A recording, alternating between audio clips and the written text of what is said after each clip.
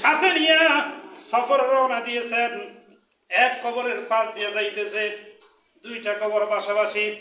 নবীজি বললেন, ও সাহাবীরা, আমার আল্লাহ আমারে দেখাইয়া দিতেছেন এই দুইটা কবরের ভিতরে শাস্তি হইতেছে।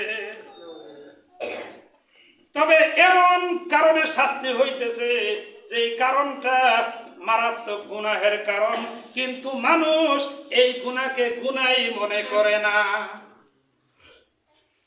খবর নেওয়া হলো তার বাড়িতে, এক লোকের বাড়ি খবর নেওয়া হলো। ওই মৃত ব্যক্তির স্ত্রী বলতেছে, সে তো খুব ভালো লোক ছিল, 5 ওয়াক্ত নামাজ পড়তো, সে ছাগল চড়াইতো, ছাগলের রাখালগিরি করত। কিন্তু ছাগলের রাখালগিরি করত, ওই মাঠেই 5 ওয়াক্ত নামাজ পড়তো, 1 ওয়াক্ত নামাজ কোনোদিন কামাই দিত না। কিন্তু সে পাক পবিত্রতা তেমন খেয়াল করতো না। তার মানে ওই ছাগলের প্রস্রাব সিটামিটা একটু একটু আসতো, ওগুলো সে খেয়াল করতো না। নবীজি বললেন, ওই নাপাকি থেকে পবিত্রতা ভালোভাবে অর্জন না করার কারণেই তার এরকম শাস্তি হইতেছে।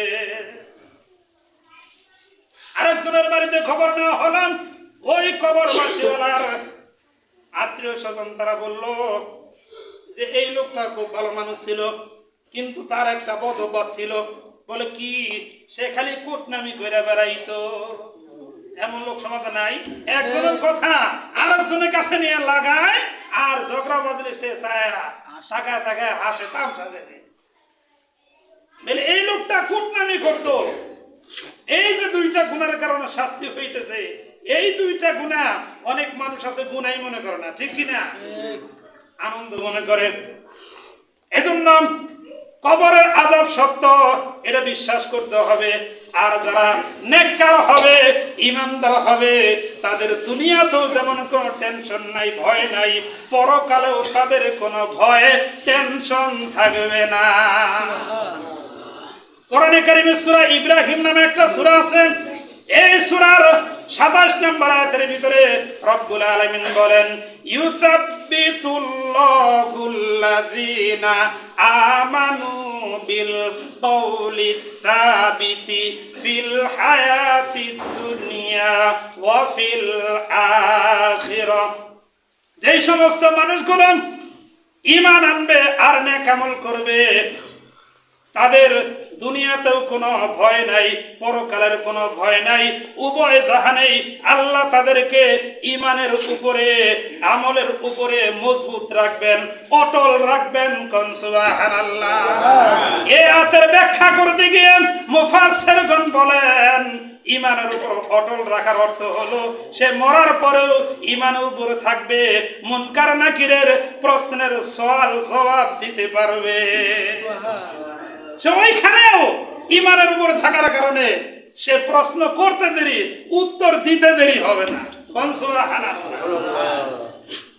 জিকির করেন সুবহানাল্লাহ ওয়ালহামদুলিল্লাহ লা ইলাহা ইল্লাল্লাহ লা ইলাহা ইল্লাল্লাহ লা ইলাহা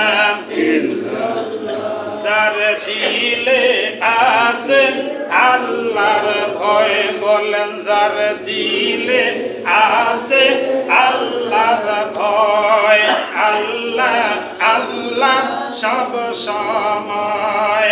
আহারে দিদিরা ভালো লাগে না, ভালো লাগে শুধু আল্লাহ জুড়ে লা ইলাহা ইল্লাল্লাহ লা ইলাহা ইল্লাল্লাহ লা ইলাহা ইল্লাল্লাহ লা